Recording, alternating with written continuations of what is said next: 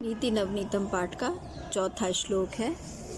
सर्वं परवशं दुःखं सर्वं आत्मवशं सुखम एतद् विद्यात् समासेन लक्षणम सुख दुखी।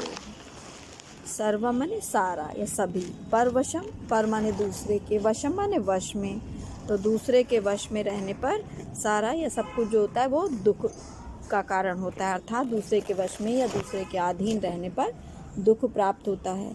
सर्वम आत्मवशम सुखम, सर्वम माने सारा, आत्मवशम अपने वश में रहने पर, सुखम सुख होता है।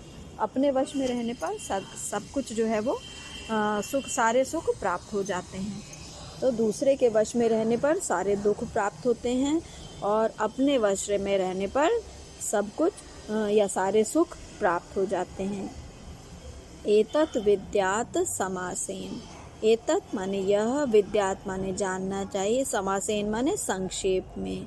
एतत् माने यह भी कह सकते हैं और इसे भी, तो यहाँ तीन शब्द हैं। एतत् विद्यात् समासेन, एतत् माने इसे, विद्यात् में जानना चाहिए, समासेन माने संक्षेप में, तो इसे ही संक्षेप में जानना चाहिए। लक्षणम लक्षण, सुख दुखी, सुख और दुख का, तो इसे ही संक्षेप में सुख और दुख का लक्षण जानना चाहिए।